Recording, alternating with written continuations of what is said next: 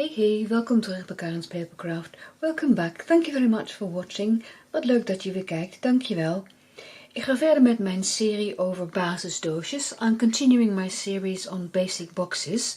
And I've created this one. En ik heb deze gemaakt. En dit is natuurlijk een mooie geschenkverpakking. This is a really beautiful type of gift packaging. And of course this is a complete box. But the box starts with a tray. Het is een doosje, maar zo'n doosje begint natuurlijk met een bakje. En ik ga je vandaag in dit filmpje laten zien hoe je zo'n bakje kunt maken. And I'm going to show you today how you can make a tray like this. Now, there's a customer that I want to... no, let me rephrase that. If a customer has bought 3 ink pads from me, I think I'd like to gift package them. Als een klant bij mij 3 inktkussens koopt, dan wil ik die ook leuk verpakken. Dus wat ik dan doe, is een verpakking maken voor deze maat. So I want to create some packaging for this size. 3 ink pads. And this is the basic template that you use. Dit is dan het basisschabloon dat je gebruikt. Want hier kun je mee kijken, visualiseren hoe het eruit komt te zien. This helps you visualize what it's going to look like. Now, of course I'm going to have to measure. Ik moet het eerst meten. En dat kun je op een aantal manieren doen. When you measure, there are several ways of doing it. You can take a ruler and measure them. You could also use your grid paper. Let me just put that in the center so that you can see. Because our grid paper is lovely for that. I use it a lot to measure. Ik gebruik ons gridpapier heel vaak om te meten. Kijk, ik zie hier bijvoorbeeld al, als ik hem maar zo opleg. If I put my ink pads on top of the grid paper, I see it's 4 1/4 and 3 5/8, something like that. So I've measured, and I also need to measure the height. Ik moet ook de hoogte meten. En dat is 1/5/8 inch, that's 1 5/8 of an inch.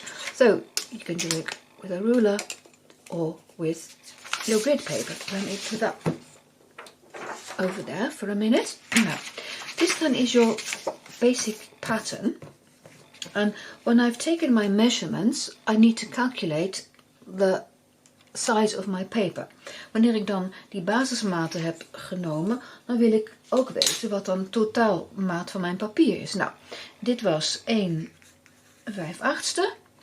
En deze was, so this was 1 5/8. The hoogte, the height is 1 5/8, so that's that one. Then the length was 4 1/4. And again, this is 1 5/8. And this measurement is 1 5/8, and this was 3 5/8, and again 1 5/8. So this helps me calculate how large a piece of cardstock I need. So I add them all up. Ik tel ze allemaal bij elkaar op, and the total length of that is, I have to be honest, I did calculate this beforehand. Ik ga dat nu bij elkaar optellen en ik moet bekennen, de totale lengte heb ik van tevoren even uitgerekend. Ik ben namelijk cijferblind. I suffer from dyscalculia. So there's no way I can do this easily. I really have to calculate and make sure that everything fits. Ik moet het uitrekenen, nog eens narekenen om zeker te weten dat het klopt. Maar goed, de totale lengte hiervan, van die 1 5/8, 4 1/4 en 1 5/8, is dan 7,5. So 7,5 inches, and then this would make 1 5/8, 3 5/8, 1 5/8. That would be then 6 7/8, the total length. So I need a piece of paper which is 7,5 inches by 6 7/8. Of course, I've pre-cut one. This is the size, and I'm going to show you how to score. Let me get my Simply scored out. And I know, because I've measured it, that my score line should be at the 1 5/8 inch. En ik weet nu dat mijn rillijn op 1 5/8 inch moet. So, I'm taking my scoreboard and then 1 5/8, and I do this on all 4 sides. Let me put it up again. Is it still? Yeah, it's still in the picture. So, 1 5/8 on all 4 sides. Rondom op 1 5/8 inch. En dat is dan de bodem van het doosje. En dat is your tray. Je fold en varnish. Je vouwt en je loopt ze nog eens even goed na. En dan ga je knippen. Dus eigenlijk standaard knipmethode, de standard cutting method. With a rectangular box like this, met zo'n rechthoekig doosje, vind ik het leuk als beide plakflapjes op hetzelfde paneel komen te zitten. I like it when both my glue flaps are on the same panel. So I'm not going to windmill here. Ik ga hier geen windmolentje maken. If you wonder what I mean by that, I suggest you take a look at another tutorial that I recently made on making basic boxes. Als je afvraagt wat ik daarmee bedoel met dat windmolentje maken, dan stel ik voor dat je even kijkt naar een filmpje dat ik onlangs heb gemaakt over basisdoosjes. En ik zal de link in de box beneden zetten. I'll put the link in the description box below. So you see I'm cutting like this here. I make glue flaps which are opposite each other. Ik zet mijn plakflapjes tegenover elkaar.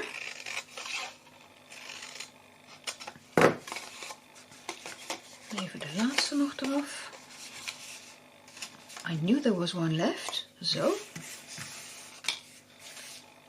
Je ziet dat ik er niet heel veel afknip. You see that I didn't cut off a lot. Just enough so that they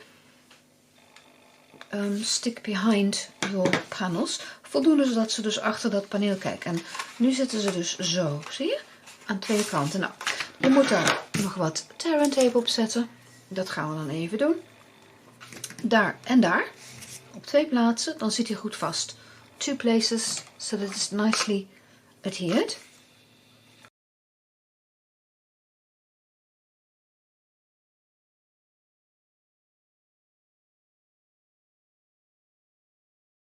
Zo. Even aanduwen met je vouwbeen. Press really well with your bone folder. And then all you have to do is remove the backing. Dan hoef je alleen maar de achterkant eraf te halen.